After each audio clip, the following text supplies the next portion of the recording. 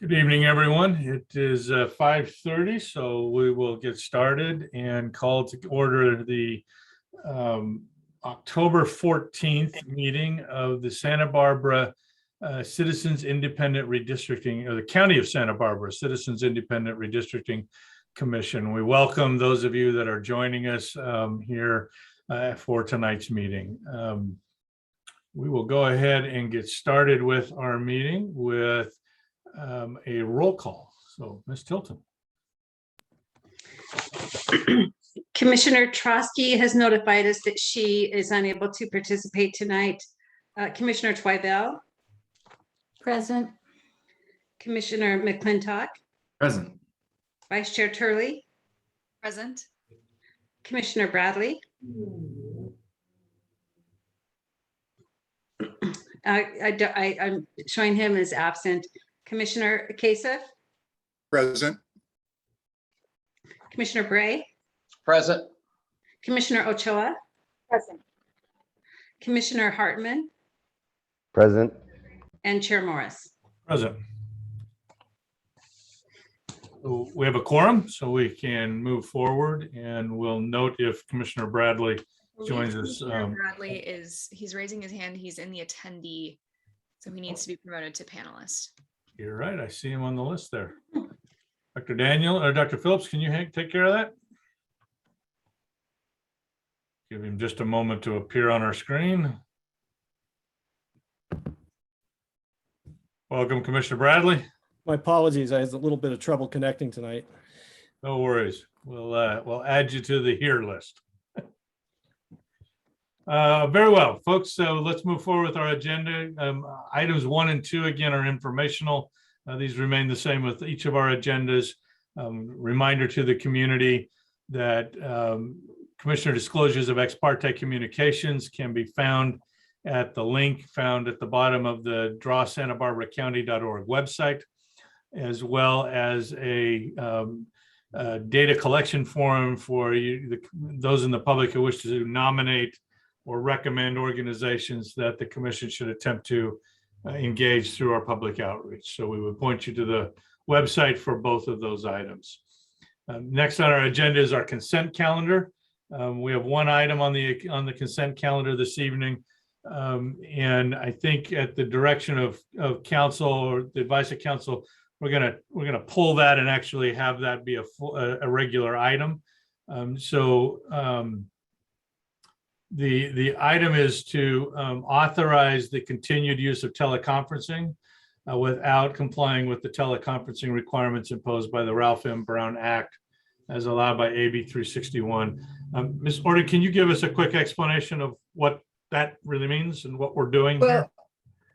Well, we would like to have a vote of the commissioners of whether they believe that still that either their county or the state still has a state of emergency that would permit this type of a virtual meeting. So we could just ask the commissioners if they still wish and believe that those conditions still exist and vote for them. Okay, before we go to the commissioners, Ms. Anderson, did you want to add anything from the perspective of the county? Chair Morris, good evening, and commissioners. So this is an item that is essentially being added to all of the agendas for Brown Act meetings to comply with the changes associated with AB 361. So the state is now requiring that because we're through some of the process on the state end for the state emergency, that they're now having to redefine some of the Brown Act limitations. So in our county, that attached to this item was a document coming from the Public Health Department indicating that we have a masking mandate in place for indoors currently, and they also recommend social distancing where necessary. That then lends to having virtual type or hybrid type meetings. And in order to do that, this needs to be on the agenda every 30 days. And your board and the commission will need to take an active participation and a vote in determining if they're going to continue with that virtual process based on the public health officer recommendation. Well, thank you for that explanation. So commissioners, there is a two-part recommended action listed in the agenda. If there's any discussion or questions about that, we could take that. Otherwise, I would welcome a motion to accept that recommended action. I so motion. Mr. Turley? Were you making the motion? Is that? I did, yes. Okay. And Commissioner McClintock, are you seconding that? Thank you very much. So we have a motion and a second. Any other discussion or questions from the commissioners on this item? If not, Ms. Tilton, would you take a roll call, please?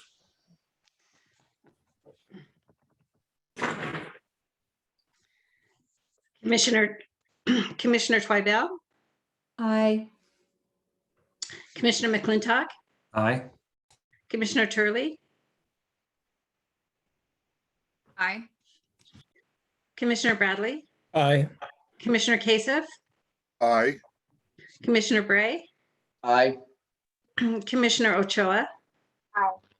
Commissioner Hartman, Aye. Chair Morris, Aye. motion carries. Very well. We will now move to item number 4, which is the discussion, deliberation, and possible action regarding an appointment of a replacement commissioner and the at-large commissioner slate and potential administration of oath of office if an appointment is made this evening. Before we take this to the commission for a motion and action, let's take some public comment. And I don't know, Dr. Phillips or Ms. Tilton, which of you is going to kind of play doorkeeper for us this evening? I can do so. Start us off. So our first hand raised is Lindsay Baker. Good evening, Ms. Baker. Good evening, Chair Morris and commissioners. We are not addressing, we're doing general comment here. No, I'm sorry with this. We're doing a comment related to item number 4, the appointment of a replacement commissioner. We can't do public comment. Well, we will take general public comment after the agenda items. Would you like to? It's not related to the agenda item. Correct. Yeah, we would look for general comments on items not on the agenda at the end of the meeting. Okay, sorry. I'll No talk to worries. you We'll later. put you back in the queue. See you later. We'll be here. Chair, for clarification, what was the time? Did you set a time for this portion? I'm sorry. Oh, yeah, no, thank you. Because we've discussed this item once already and received a fair amount of written comment. In order to be expeditious this evening, I'd like to set that time at 2 minutes per speaker. And then just again, for those in the audience, to clarify, at this point, we're taking input specifically on item number 4, potential appointment of a replacement commissioner. So 2 minutes, potential commissioner. Dr. Phillips. Okay, our next hand up is Lee Heller. Good evening, Dr. Heller. Chair Morris and commissioners, I spoke last week and I also submitted additional written comment, and I always try to stay under 2 minutes. So on the assumption that you have all read my written comment, and I hope you have, I'm not going to repeat it, just to reinforce what I said in it about needing to appoint a Democrat, Ms. Rios's qualifications and her demographic suitability, and the value of getting her back on the commission. Thank you so much. Thank you. Our next hand raised is Kyra Solis. Good evening, Ms. Solis. Hello, Commissioners. Good evening. I hope you're all safe with the fire that's raging. But my name is Kira Solis. I use she, her pronouns. Tonight I'm commenting on behalf of Planned Parenthood Central Coast Action Fund, which is the political and advocacy arm of Planned Parenthood. And I'm also here to ask you all to reappoint Commissioner Rios, because I think we can all agree that she has a proven stellar track record as part of the commission. And she is also most similar in terms of profession and ideals to former Commissioner Adams. And I know you all know all the criteria that you've been considering, but she also fulfills the things like youth and who is most similar to the previous commissioner. And I also think that she'll represent the whole county best, which is what the at-large position is supposed to do. So thank you so much and have a great night. Thank you. Our next hand is Hazel Devalus. Good evening, Ms. Davalos. Hello, good evening, Commission. I also sent in a letter already, and so I'll keep my comment brief, but my name is Hazel. I'm speaking on behalf of CAUSE. And yeah, just speaking in support of the reappointment of Janet Rios. It goes without saying that the Commission and our community would benefit from the presence of a young Latina voice on this, involved in this process. And I've personally known Janet since she was a teen, involved with Future Leaders of America. She was very active then and has continued consistently to be active in community work for the last 10 years. And so I really think there's no question about the commitment she'd bring to this role. If we want to have youth representation, I think we have to remember what it was like to be young and be in a time where career changes and things like that come up. And so her path was uncertain this summer, but we're lucky that she's going to stay rooted in this community, and we're lucky that we have the opportunity to have her back on the commission. And so I really truly hope that you reappoint her. Also, logistically speaking, we're in the last mile, the last stretch of this process, and we don't need to deal with the learning curve and all of that. I mean, she's the best person poised to join the commission and hit the ground running. She wasn't gone very long. So really, really hope you consider her. And of course, you know, I'd like to say that Kate Adams was a dear friend of mine. And I know that she dedicated so much of her life to mentoring young Latinos here in Santa Maria to get involved with civic life. And I really think nothing would make her happier than Janet replacing her on this commission. So thank you for your time, and good luck with your decision. Thank you. Thank you. Our next hand is Francis Romero. Well, good evening, Chair Morris, Commissioners. Welcome. How are you tonight? I'm actually here to comment on the fact that you definitely need to appoint someone who is Latino or Hispanic. There is no question there. The question is, who is the most suitable person to do that? Tom Martinez, I've worked with him on and off for the last 25 years. He's been involved in his community. And find it a little hard to think that we only have to look at political affiliations when dealing with someone of color. The reality is that Tom is a well-rounded individual who has given back to the community for multiple decades, has been involved with a variety of pursuits to support the community at a variety of levels, and not just in the Latino community. He's a professional, and he sets a very good example of what a professional Latino is in Santa Barbara County. So I think that need to think a little bit out of the box, and certainly you cannot appoint somebody who is not a Latino to this position, no matter what you do. So my hope is that you'll look at Tom Martinez's track record and the respect that he garners throughout the county. And I think he would do a fine job of representing all interests in the county and not just a specific partisan position. Thank you. Thank you. Our next member of the public is Gail Teton Landis. Good evening, Ms. Teton Landis. Good evening, everybody. Chair Morrison, commissioners, I spoke last week in support of reappointing Janet Rios, and I just want to reiterate that support. The commission is fortunate to have the opportunity to reappoint her. She never moved. She is a woman and a Democrat, as was Kate Adams, and is both young and a Latina, two characteristics that would add greatly to the commission. The ordinance speaks of replacing like with like, and Janet Rios fills that qualification and then adds more. Furthermore, because of her experience with the commission already, she will be able to hit the ground running. Thank you. Thank you. Our next speaker is Antonio Ramirez. Good evening, Mr. Ramirez. Good evening. Hi, my name is Antonio Ramirez. I'm actually the mayor pro temp for the city of Guadalupe, and also wanting to advocate for the reappointment of Janet Rios.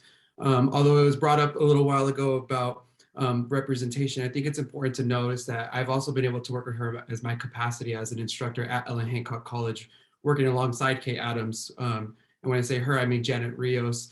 And so I've been able to see the growth from many, many different angles, not just in the community side of things, and just knowing that her values do an amazing job of being able to represent the community and the Santa Barbara County community at large. So this is exactly what this position is geared for, to be as representative as possible. And I truly feel that she is going to give the voice to the voiceless and take us home.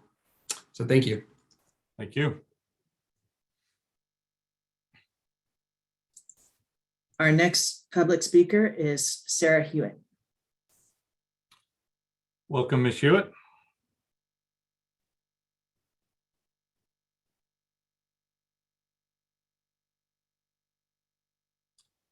Ms. Hewitt, are you able to unmute? Oh, yes, sorry. There you go. Welcome. Hi, good evening. I want to express the importance of this commission. This process only comes around every 10 years and will have a tremendous impact on every resident and family within the county for the next decade. It is important that everyone in the commission is committed and won't leave at any given moment, just like Janet Rios did. There are two Latinos that check these boxes right now, and that is Tom Martinez and Lupe Alvarez. Thank you, guys. Have a good evening. Thank you. Our next speaker is Nadia Lee Abushanab. Good evening, commissioners. Hi, can you hear me? Yes, ma'am. Hi, my name is Nadia Abushanab. I'm a resident of the city of Santa Barbara, and I'm here representing Santa Barbara County Action Network. And I'd just like to echo the support that others have shared for reappointing Janet Rios for the reasons that everyone already said, that she is experienced already. She'll be able to hit the ground running, and she's the most representative choice for the county at large. And yeah, I don't think that having to leave for a job opportunity should disqualify her. So yeah, thank you so much.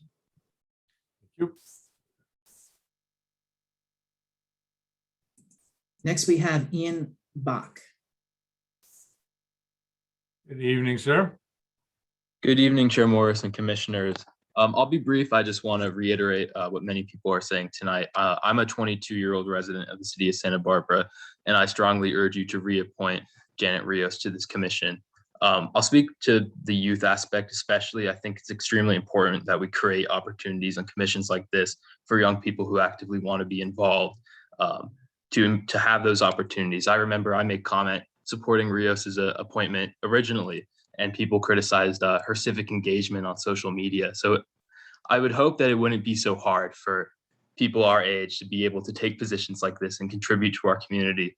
And I'll also say, I don't want to quote the ordinance back at you, but it does say that you shall, to the extent practical, replace a commissioner to maintain the balance of district representation and political affiliations that existed prior to the vacancy. So I think the language is extremely clear. The public support is extremely clear. You got 27 people who were unable to be here today who sent written comment on this vacancy. 27 of those people told you to reappoint Janet Rios. She served admirably on this commission, and she would add a lot of value in terms of representation and complying with the ordinance. So thank you so much, and please reappoint Janet Rios. Thank you. Next, we have Rebecca Isabel Garcia.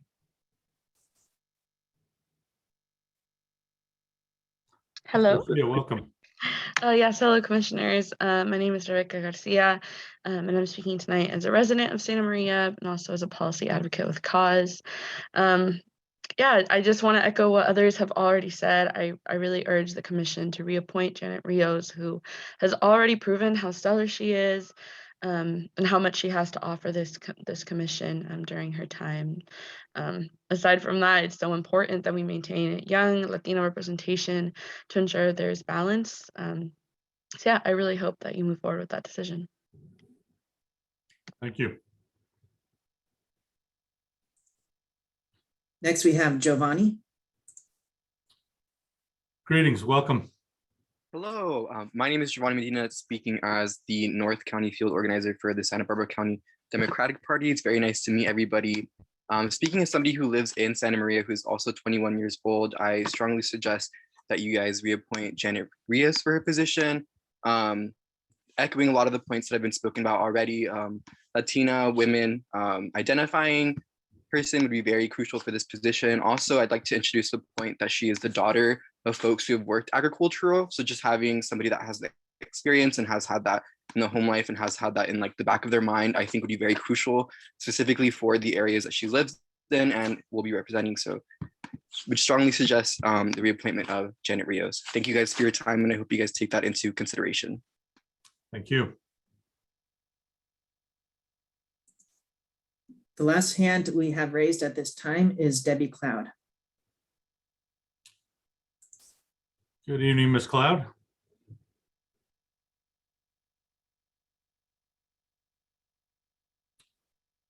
Ms. Cloud, are you able to unmute? Here we go. Can you hear me now? We Okay, there we go. Good evening, commissioners. My name is Deborah Cloud, and I live in the 5th District.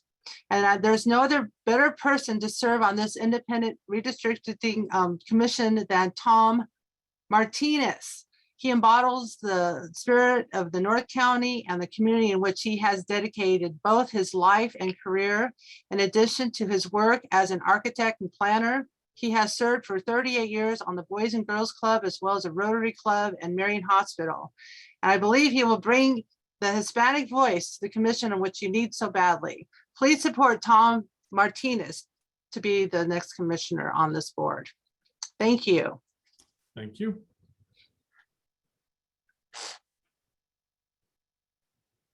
So we have a couple new hands. The first is Jim Byrne. Mr. Byrne, welcome.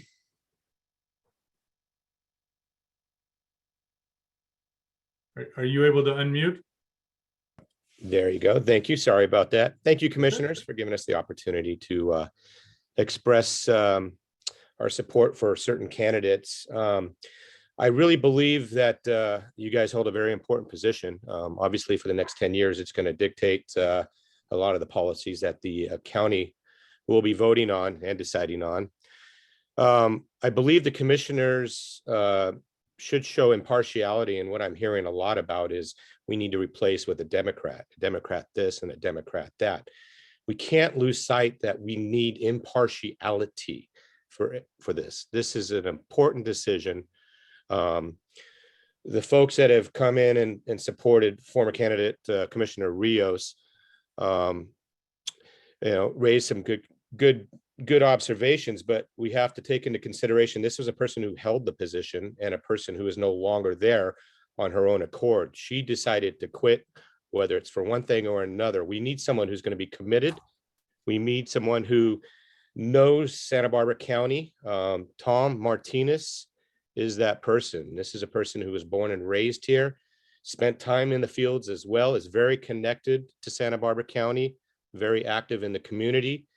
And I wish you would seriously consider filling the void left behind with the disheartening passage of Commissioner Adams, and seriously consider Tom Martinez for that role. I thank you for your time. Thank you. The last hand we have raised is from Nelda Martin. Ms. Martin, hold one moment if we could just, before you start. Dr. Phillips, I think I see 2 additional hands, and I think those will be our last 2 speakers on this item. So, Ms. Martin, good evening. Good evening. My name is Nelda Martin, and I'm a resident in Los Alamos in the 3rd District.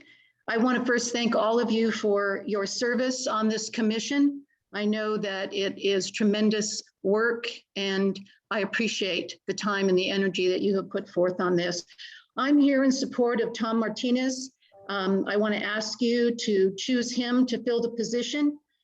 I believe that he will bring to the table his common sense, and he has had boots on the ground in Santa Barbara County for a very, very long time. And he has served on other commissions and boards, so he has the ability and the savvy to sit on this commission next to you and to make these very, very important decisions.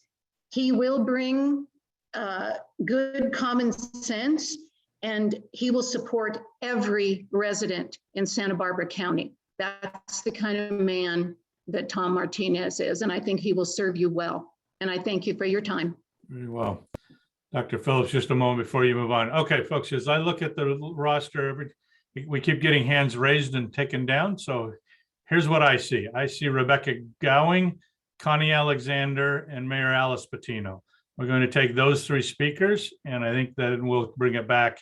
We'll close the comments at that point and bring it back to the commission with those 3. So Ms. Gowing, Ms. Alexander, Mayor Patino.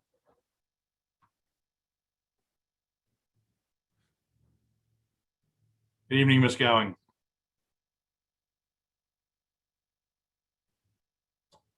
Looks like you may still be muted, ma'am.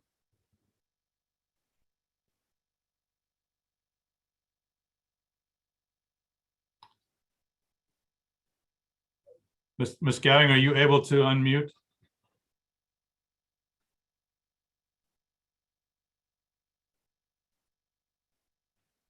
Dr. Phillips, let's try Ms. Alexander. We can try Ms. Gowing once more before we're done to see if she's able to clear that up.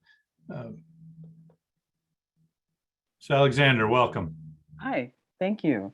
I'm coming because for a couple of reasons. One, I really do want to support former Commissioner Rios to come back into this situation, because I think you really need somebody who can kind of pick this up from where you were. I'm sitting here and I'm calling, by the way, from Lompoc, North County, and I'm looking at the optics.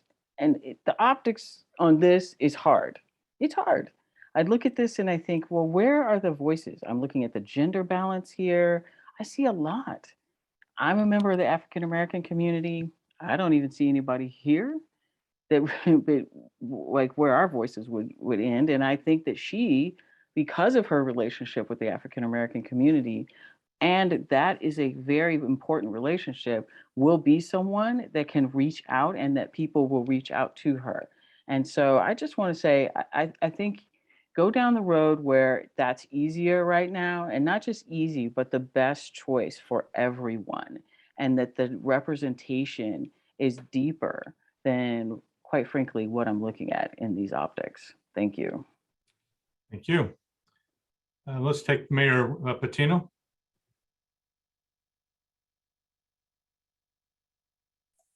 Okay. Mayor Patino, welcome. Hi. Thank you very much. And thank you all for serving on this committee. It's very much appreciated. You may not think so, but it is. I'm going to speak in favor of Tom Martinez. He's a person who has grown up in this valley. He's always been involved with the youth. He's been involved with the Boys and Girls Club.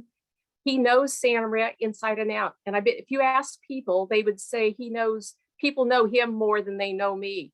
He has been, his grandparents, his parents, they all worked out in the fields. Tommy went into the military, came out and went to school. And as an architect today, I see him coming to meetings, and he doesn't win all of his issues, but he never goes away angry at people. When it's over, it's over.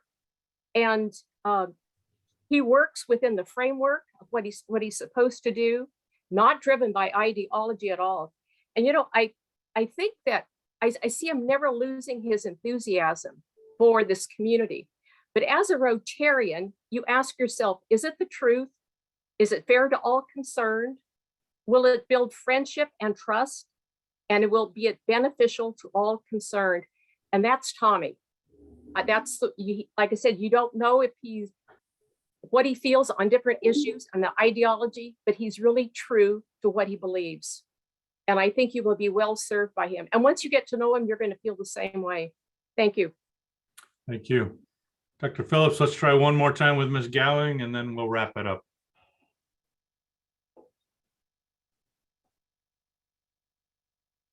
Welcome, Ms. Gowing. Are you able to unmute and join us? Yes, I did it finally. Oh my Welcome. gosh. Thanks for being I've persistent. had technical difficulties. Sorry about that. Anyway, I wanted to, okay, so I'm last, but I'm not least. But I wanted to reiterate again that comments that were said about Ms. Rios as admirable and stellar in my book are not descriptions for somebody who gets up and quits her post. So I would like to voice my approval of Tom Martinez. He's really got what it takes to do the job. He fits the Hispanic bill, and he also is, been in the community for a very, very long time. Like, I would like to piggyback on what Jim Burns said. I've heard Democrat, Democrat, Democrat. I thought we were all supposed to be nonpartisan here, but that doesn't seem to be the case. So I'm hoping that you'll reconsider that, and you will once again take a really hard look at Tom, because he has a lot of good things to contribute to this commission. Thank you. Thank you. Okay, we'll close public comment and bring it back to the commissioners. There's somebody that wants to start us off with a nomination, and then we can have a discussion and see where we go. Vice Chair Turley. So I didn't have the time to do this last meeting, but just wanted to acknowledge Commissioner Kate Adams for her unflappable congeniality, her sense of humor, her courage, and her consistency. It's clear that Kate made an indelible mark on her community, and we would all be so lucky as to have as positive an impact as she has. And I also want to remind everyone here today that all of us on the commission are volunteers. So we're here out of the love of our community and a real belief in ethics in local government. And I'm really, really proud to serve with each and every person on this commission, in particular because of their unfailing respect and kindness for one another. So let's just try to maintain that kindness and respect tonight as well. And I want to nominate Janet for this position. She meets the gender, age, and ethnicity recommendations laid out in Measure G. On top of that, she speaks fluent Spanish. She's best positioned to reach these communities that we're discussing, and in line with our decision-making process around previous appointments, as well as the ordinance language, I think Janet is the clear choice. and I fully support her reinstatement on the commission. We have a nomination for Ms. Rios. Is there a second to that nomination? Mr. Bradley is the second. So any further discussion or input from the commissioners?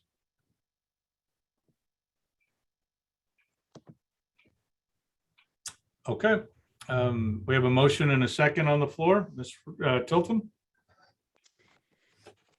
Yes, Commissioner Twibell, Aye. Commissioner McClintock, Aye. Vice Chair Turley, Aye. Commissioner Bradley, Aye. Commissioner Kasich, Aye. Commissioner Bray, Aye. Commissioner Ochoa, Aye. Commissioner Hartman, Aye. Chair Morris. Aye. Motion carries to appoint. You know, given that this is, I'm going to go out on a limb here and say this is the last time we're doing this. Right? Pray for us, everyone. I want to echo Ms. Turley's comments about, you know, the importance of the collegiality that exists within the commission and the effort that everybody puts into, you know, bringing a little bit of kindness and grace to our work. And so I appreciate that. I also want to acknowledge all of the people who raised their hand at one point, once, twice, or many times to be considered as a member of this commission. I think that speaks well to our community that there are a number of people who are willing to take on this kind of work, and I applaud all of them. And wish them well when they get their chance to do this again in 10 years. Okay, so with that, welcome, Ms. Alexander. Grateful for you being back with us again. Dr. Phillips, I think we need to bring Commissioner-elect appointee Rios onto the panelist side of the Zoom call.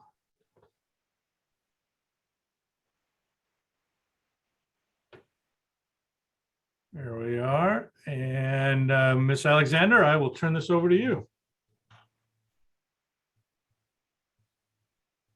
Thank you, Chair Morris and members of the commission. Good to see you all. Hope you're all doing well and staying safe.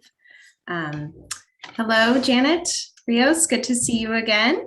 We're doing this for the second time. Congratulations on your appointment. And I know you've done this, so bear with me here, just pulling up the oath.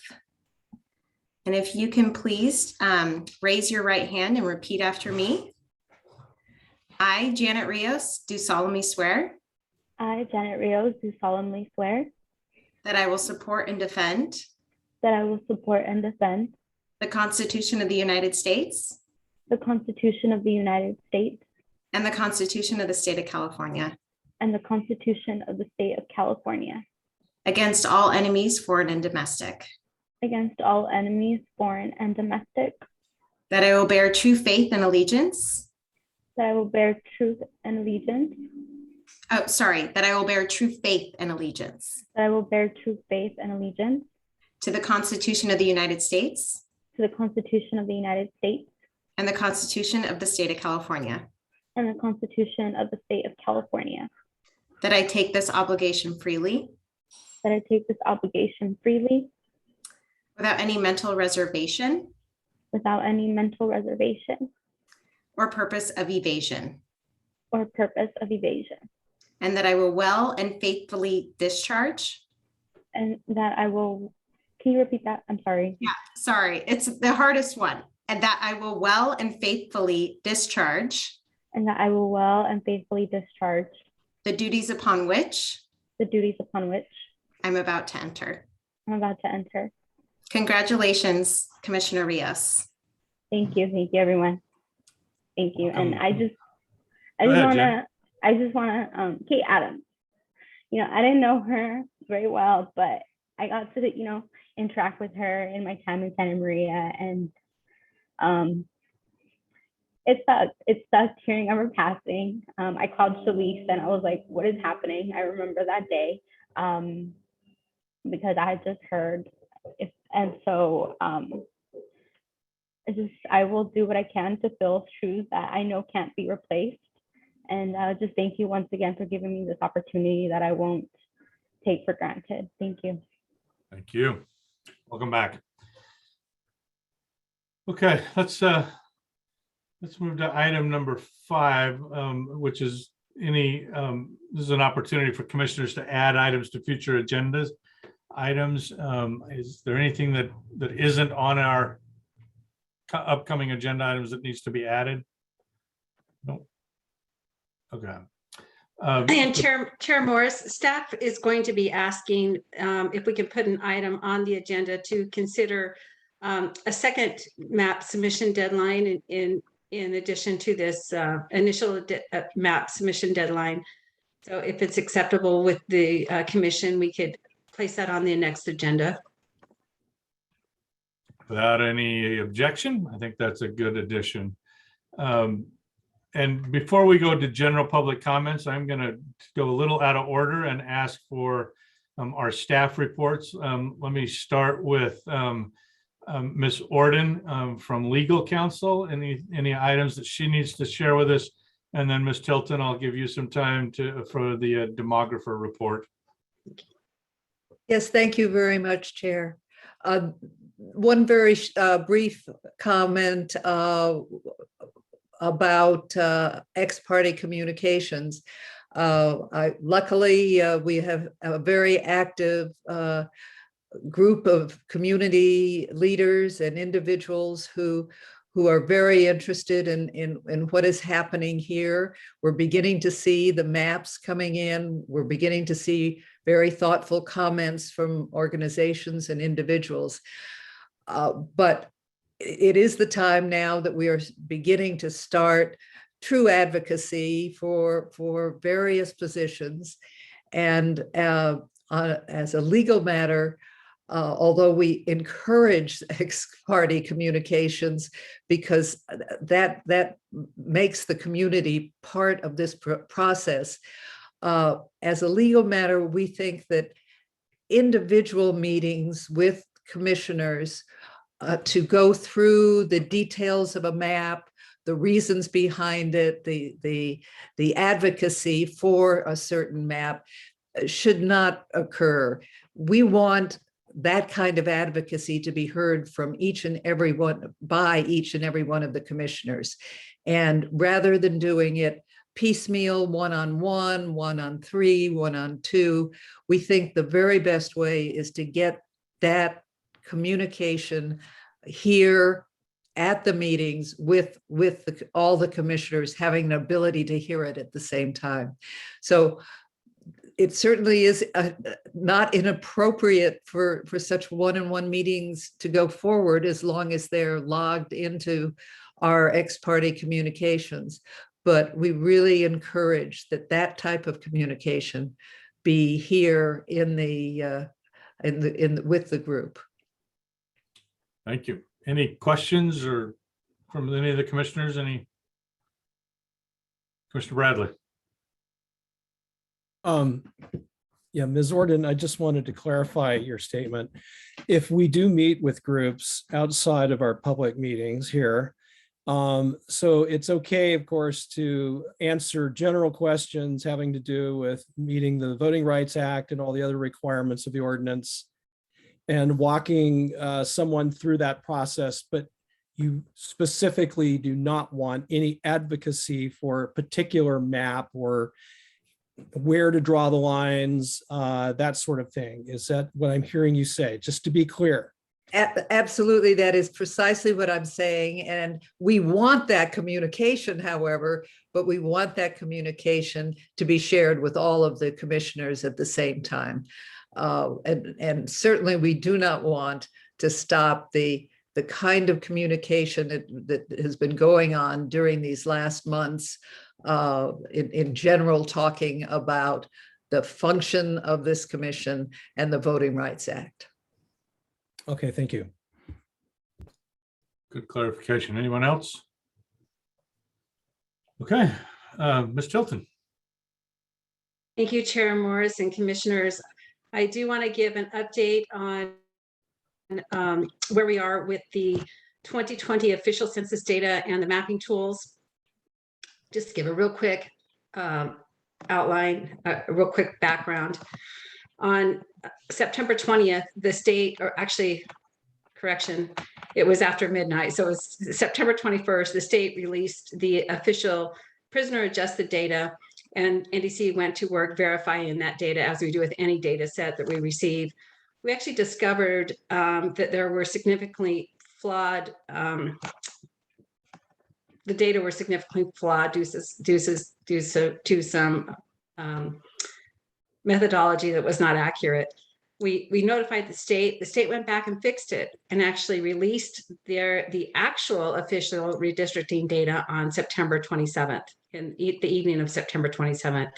And in fact, didn't get it available for download until September 30th, but we use the data on a statewide database. So the September 27th was when it was, the official data was released and adjusted. We immediately processed that data and submitted it to our tool vendors so that we could update the mapping tools. Just a quick background, we have mapping tools available for the public to use. We have District R and we have Caliper Maptitude. I'm happy to say that the public has embraced the tools and we're getting some good maps submitted. It's exciting. You can go on District R and see the maps that are submitted, and we are having some great participation. I do want to point out that the tools have the estimated data, which are actually pretty, we did a great job estimating the total overall. We were just about 200 people off in the total. There are some differences, however, in the distribution. So, and it's apparent if you're looking at the existing districts, what we estimated where that total population, where that mix would fall. There's some slight variation, but the good news is it's not enough that would drastically impact any maps that are submitted or any maps that will be submitted. So we do want to encourage the public, keep using the tools that are there now. Keep using the calipers, keep using District R. We got news, just recent news within hours, that we do have a date certain, and they're going to even try to get it sooner. For District R, we'll have that official adjusted data replaced on that tool by October 20th. For the Maptitude, we'll have that official data replaced on that tool October 27th. It's not what we all wanted. We also didn't want the state to have delayed by, actually they took the maximum time to adjust, and then when they did release the data, they took 8 days to correct it. So completely pushed everyone back in the state is dealing with the same crunch, and there are not very many vendors that do this. So the 2 vendors that are doing it for the county are working 24/7 to try to get it to us. But the takeaway from this is the good news. Please, please, please continue to use the tools. We did have an initial deadline of October 18th. We still want maps in by October 18th. Do know that if your maps are submitted and they are out of population, they are not balanced because of this, of where the distribution of the population growth occurred. No map will be disqualified based on deviation. And certainly those maps that are within a reasonable range, we can, the commission can absolutely consider them. And then we would make just the minor population adjustments necessary to make them legally compliant. Any map that is submitted will be produced, even if it's way out of deviation, out of population balance because someone didn't use the tool correctly. We still produce those if they're a completed map. So every map, just know that your map will be there. If it's within range of being population balanced, it's still going to be on the table. It's going to be considered by the commission, and we don't want you to delay. And of course, after the maps come out, you have the opportunity to go in and adjust your maps. When we say that initial deadline of October 8th, it's important we keep that date, that for that, at least the initial submission. And for those of who are following, you asked me, you heard me ask the chair if we could also assign a second round and deadline that we'll be talking about, but it will likely be in that first week in November. And the reason for that is the ordinance requires that we have 7 hearings to talk specifically about maps. And we actually do not want to shorten that amount of time for the public to start looking at maps. That's when you get the real engagement. That's when you get people need to see maps, and once they see a tangible map, that's when it gets visual for them, and all of this is just conceptual at this point. Once they see maps, we don't want to push that out, but we do want to give the opportunity for the public to be able to submit or adjust their maps if they want to adjust them after that official data comes out. So we'll be asking for a round 2 of map deadlines, which will probably be that first week in November to get folks out there. But I would encourage everyone to do try to meet the October 18th date, because we have a very short amount of time to produce your map. And we want to produce your map, have it on the table for that first round of map review, which is November 3rd. So it's in your best interest to get it in now, using the estimated data that's available. And if you want to adjust it after October 20th on District R, you can adjust it after there. After October 27th on Caliper, you can adjust it and submit it. But at least we have your initial maps in, and that's very helpful. The other great news is on the website now, the paper maps are updated with the official prisoner adjusted data. So to use the paper maps, you can use the paper maps. Those do have the current data available. That completes my report. I'm happy to answer any questions. Commissioner Rios. Is there a place where community members could have access to a printer if they want to print it out, if they potentially don't have access to a printer at home but want to engage in the process? Not sure if it's something that was discussed, or if maybe in Santa Barbara or in the specific district, there's a place you can go and print it. Are you speaking to the paper maps? Yes. Yes, we do have hard copies already printed out and available at the county offices. Okay. Perfect. And then can they get those in Santa Maria too? Daniel, I think you may be I know that you were working on locations for those paper maps. Do you know, or does a member of the staff know if they're available at the other facilities? Yeah, I do have a collection of paper maps that are printed, but they are the ones that are using the estimated data, but we can still make those available. I'll bring them up to Santa Maria for our next meeting, and so people can pick those up if they want to, and then I can leave it at that county office. And I'm sure if they show up to the county office, the county would be happy to print out a map for them. Good. Commissioner Twibell. I just wanted to know if the website will be updated with the dates of the official data, so that somebody drawing, say, District R would know that they could go back in at that time and look at their maps and maybe adjust them. Thank you for that suggestion. Yes, I think that's a good idea. Good suggestion. Commissioner Kasich. Ms. Tilton, will people that have already submitted a map be notified via email, just in case they're not looking at the website? So they should be told that some of that data may be out of place or is being revised in, say, late October. If we have the email information, unfortunately with District R, there's not a place to fill in the blank for your email address. So, and that's what most of the users are using. We put that in as a request for their next version, but it's not going to help us this time. Okay. Commissioner Turley. I'm just wondering if it's possible to put underneath the paper map option on the website, places like public libraries where you can print out the map yourself for free. And then also just a note that unless it's already there, that they can pick them up at the district offices and the addresses for those, just so that it's made very clear. And then I did get a comment from somebody at a meeting today who said that it wasn't particularly clear how to contact us. So we may want to just update the website. And I can contact Pepe Smith about this. Update the website to just make it very clear on the homepage that they can click the contact us button to send in feedback. Because we use language that says, send in feedback, but our website only says contact. So we may want to close that loop. Okay. Good suggestions. Anyone else? Questions or? Okay, so Shalice, just to make sure that I'm clear on what we're suggesting to folks. If you're working on a map or you intend to do work a map, we'd love it to come in as early next week as we can get it, so that we've got time to have the staff begin the processing. That also needs to go to our civil rights consultant to make sure that we're not violating the Voting Rights Act. There's analysis on that. He needs time. So as early next week as possible.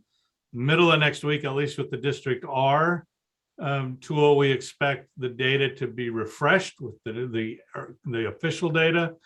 Folks could go back in at that point and make adjustments, but the staff will also look at those maps that are a little bit out of alignment, and if there's an easy adjustment to be made, that you'll help with that as well. Is that all accurate? Yes. Okay. Very good. So I think I know we've got at least one hand up, and so we will take public comment now on this item, or we'll do general public comment as well, and kind of wrap up the evening with input from the public. We'll do our well, let's try and stay with 2 minutes this evening. And Dr. Phillips, would you like to play doorkeeper again? Certainly. We have two hands up. The first is Spencer Brandt. Welcome, Mr. Brandt. Hi, good evening, commissioners. Thanks for this item to explain the new process, I guess, with map submission and the deadline to be able to adjust. I guess I don't really have much of a comment other than I'd love to hear from NDC why they seem to be having this problem, but so many other platforms across the state are not having this problem and have been able to update the census data. I mean, it just doesn't make a lot of sense to me. And I guess I'm just expressing my frustration as a member of the public to not have this data that it seems like other communities already have. So thank you. Thank you.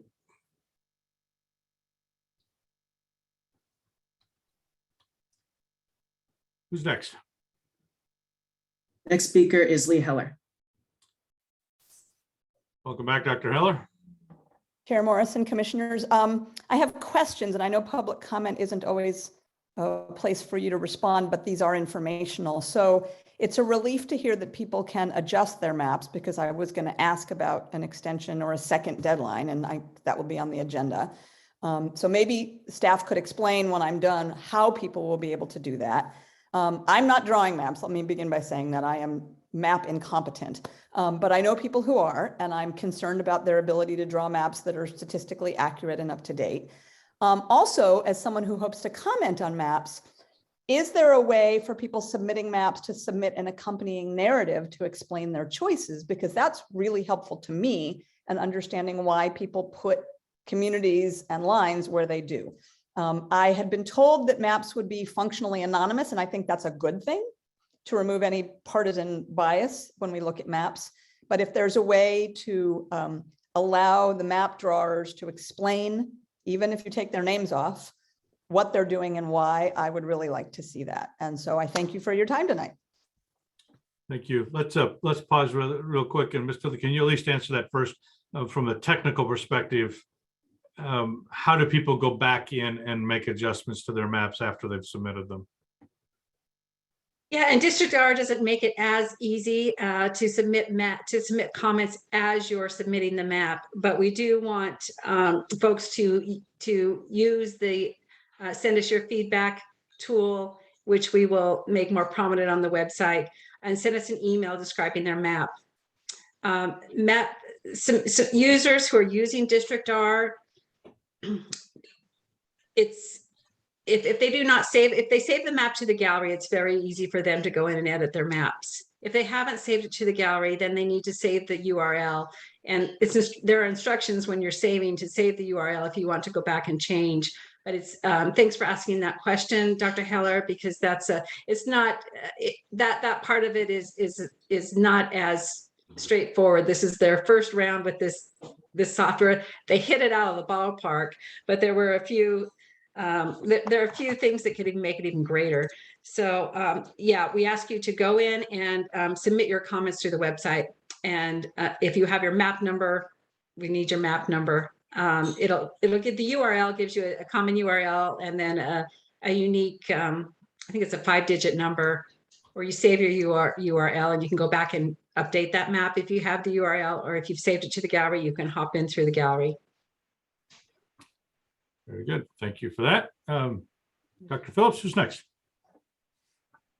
The last hand I see is Hazel Devalus. Welcome back, Ms. Dybalas.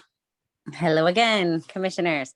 Yeah, my name is Hazel. I'm with an organization called Cause. We're actively working on trying to get community input from a broad variety of everyday people, from immigrants to farm workers, youth, and just really appreciate this whole process has been so much more open to the public to engage on the map drawing. And so yes, I came to bring up the same concern about the data not being updated. We'd really like to be able to submit a map that's accurate. And so also just wanted to raise that concern. I know we're all waiting for that data update, but if we're not able to get it by Monday, we'd also like to request an extension of that deadline. Thank you. Thank you. We have a last remaining hand is Lindsay Baker. Welcome back, Ms. Baker. I put you off at the beginning, so I'm glad you jumped back in now. Well, I apologize for not adhering to your agenda. It's clear on the agenda. I was going to read our letter in because of transparency to the public, so they would be more aware of the situation, but you've addressed this issue of the data. I still have, I'm speaking for the League of Women Voters, and I still have concerns.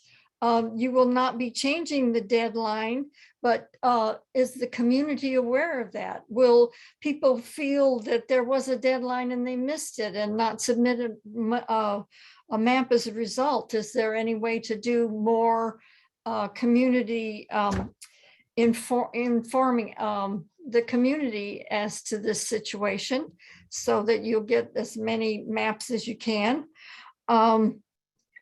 And the comment about perhaps having another round in November, how iffy is that about possibly having another round of map submittals?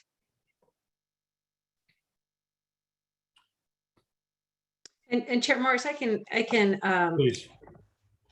We will update the website because it needs to be a commission action. It will be on the next agenda, but we will make a notation there that we anticipate a second round. Round 2 of submitting maps will be the first week in October. And we'll make that note, and then we will also inform our community engagement team. And we've always sent the message along that we give a date so that the public knows, okay, these are the maps, we can start looking at them. It just becomes a moving target if you continue to get maps up until the day you adopt. So there has to be a deadline at some point. We didn't anticipate these problems with the state taking the maximum amount of time. They were indicating they wouldn't take the maximum amount of time. And in fact, they took a little bit more and then had the errors. So it just created a situation that we didn't anticipate. But we will make sure that our Trey Pepe Smith, our public communications firm, helps to appropriately message that there's still opportunities to submit after that initial deadline. But we do need to have them at time certain so that we can hone in on the focus maps for the commission. I do want to point out that NDC does have the official data, and we are able to draw maps from our end. We're talking about the public tools that we're relying on our vendor to get out to you. So we certainly do have the official data at our end with our map drawing tools. We're able to start drawing maps right now based on that official data. And so that's why you don't wait until if you have your maps done, submit them now. So we're drawing maps now. It's just that public end of the tool that, we offer these tools that many of the vendors are unable to offer. And right now you just need to use the estimated data to get it in until that 20th and 27th date. Thank you. Phillips, I think I see one last hand, so we'll take Ms. Down-Landis and then we'll close public comment.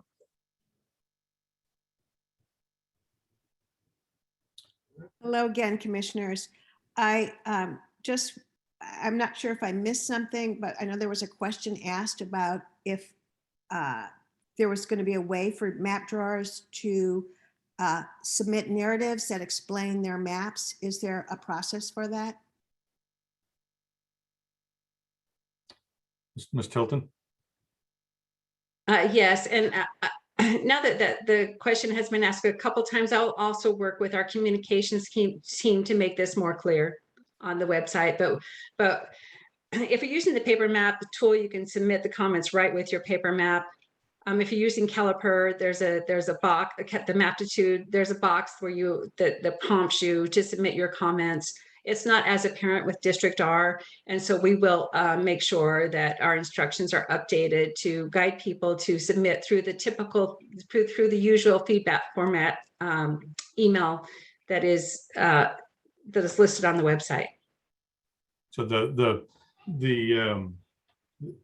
most secure way of making sure that your comments get into the record would be to send them via the redistricting at SBC County email. Is that right? Yes. That way we know we get them. Mm-hmm. And Shalise, is there any way to request for people who might be uncomfortable with their name being out there, anonymous comment through the redistricting email? Well, yeah, an email needs to be used to send an email, I believe. I'm not sure if you have someone from Trey Pepe who can answer that question. If there is a portal, a way to enter without a name, I do not know that answer. I don't think we have anybody from Trey Pepe tonight. Okay, and obviously anyone can submit written comments to the county, directed to the county. Right, and while it old-fashioned way. And just also to be clear, any